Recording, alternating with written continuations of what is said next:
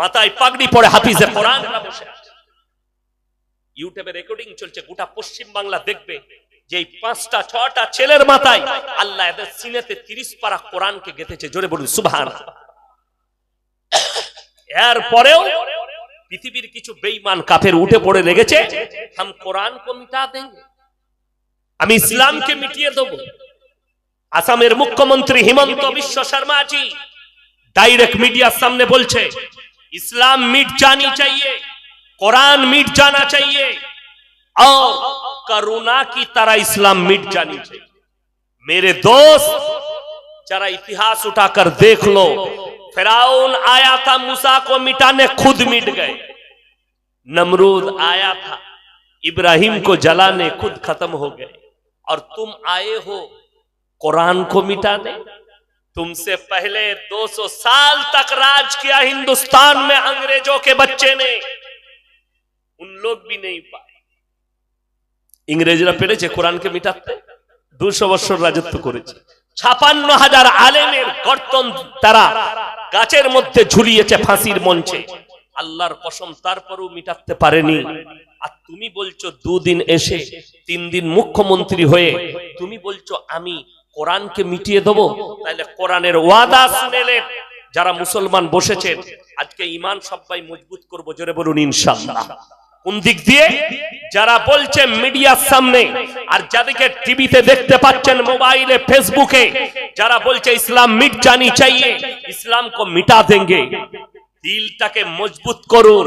কারুর ভাষায় আর কারুর মুখের কথাতে ইসলাম মিটবে না, ঠিক কি না? কথা বলে আল্লাহর ওয়াদা সত্য না মিথ্যা? আরো জোরে বলুন, আমি কানে কালা। আল্লাহর ওয়াদা যদি সত্য হয় তা ওয়াদা শুনেলেন, ফালান তাজিদ লিসুন্নাতিল্লাহি তাবদীলা। কিয়ামত পর্যন্ত আমার বিধানের একটা জের জবরকে মিটাবার ক্ষমতা পৃথিবীর কোনো শক্তির নাই। জোরে বলুন সুবহান। শুধু তাই নয়, আমার আল্লাহ রাব্বুল আলামিন এই কোরআনকে অবতীর্ণ করলেন আর কোরআন সম্পর্কে বললেন ইন্না নাহনু নাযালনা যিকরা ওয়া ইন্না লাহু হাফিজুন।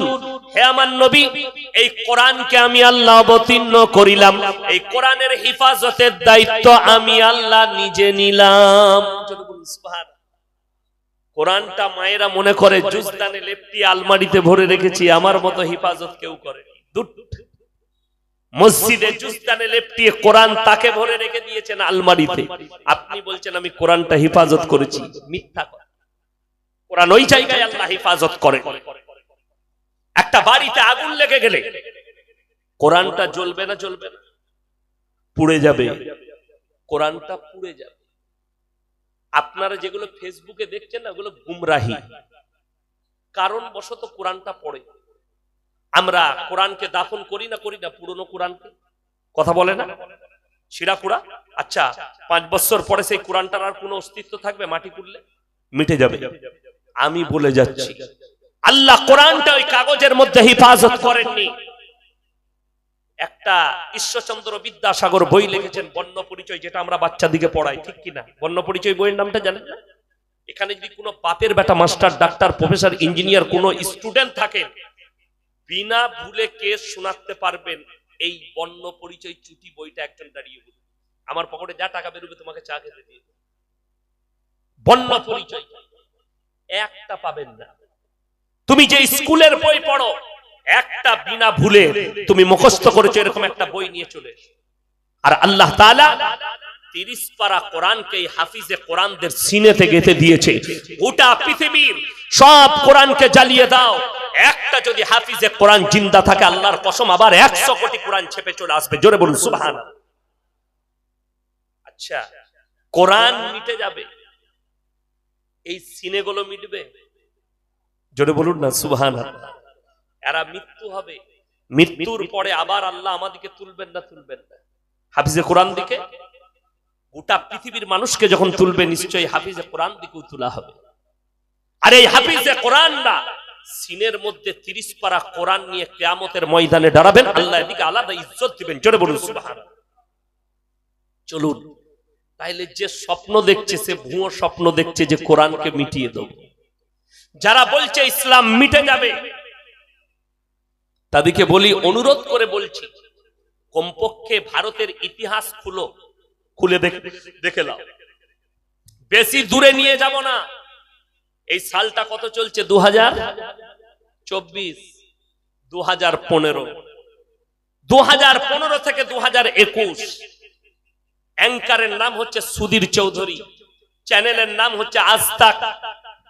সে একটা সমীক্ষা বার করেছে, একজন বাবাকে ডেকেছে, বাবার নাম হচ্ছে ধীরেন্দ্র শাস্ত্রী, বাগেশ্বর ধাম বাবা।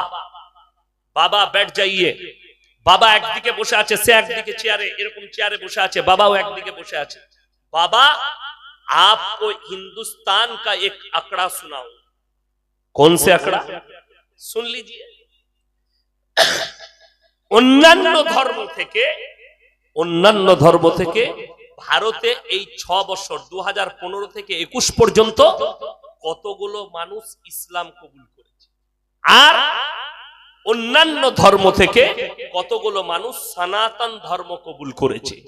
বাবার কাছে যখন কাগজটা শোনানো হলো, এই 6 বছরের ভেতরে অন্যান্য ধর্ম থেকে 13 লাখ মানুষ হিন্দুস্তানে ইসলাম কবুল করেছে। জোরে একবার বলুন সুবহানাল্লাহ। 13 লাখ। আর অন্যান্য ধর্ম থেকে বাবা মাত্র 30,000 লোক সনাতন ধর্ম কবুল করেছে। বাবা ইসকা অন্তর কিতনা है?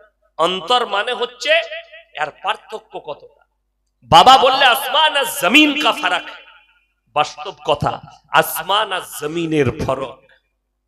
ভেবে দেখো, যারা বলছে ইসলামকে মিটিয়ে দেব, তাহলে নিশ্চয় ইসলাম কবুল করার দলটা একটু কম হতো, ঠিক কিনা কথা বলেন? কেউ বলতে পারবেন এদের গলায় কে তলোয়ার লাগিয়েছে? এদের কাছে কে জোর জবরদস্তি বলেছে কলমা পড়?